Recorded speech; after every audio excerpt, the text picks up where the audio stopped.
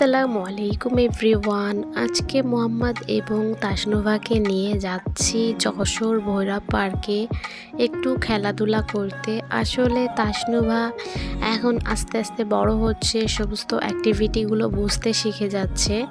আর মোহাম্মদ যদিও অনেক ছোট, তবে বাইরে ঘুরতে কিন্তু খুবই ভালোবাসে।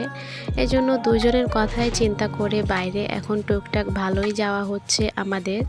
তো এই যে দেখতেই পারছেন, দুইজনকে দুই খেলাটার মাঝে ছেড়ে দিয়েছি। তাসনুভা ওই জাম্পিংটাতে খুবই এনজয় করে, শুধু লাফাতে চায়। এত লাফাবে, তবুও বাড়ি গেলে ও অভিযোগ করবে ওর নাকি লাফায়ে পেটই ভরে নাই, আরও ভরলে ভালো লাগতো।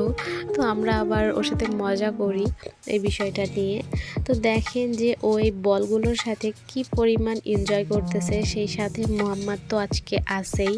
মোহাম্মদকে অবশ্য আজকে ফার্স্ট টাইমের মতো এখানে ছেড়েছি, এর আগে কখনোই ছাড়া হয়নি। তো দেখলাম ভালোই খেলছে।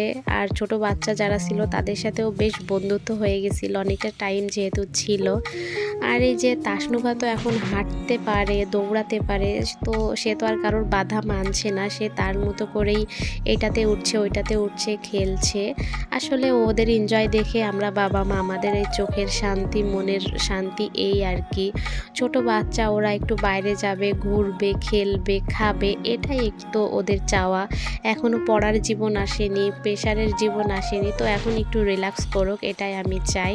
তো সবাই ভালো থাকবেন। আল্লাহ হাফিজ।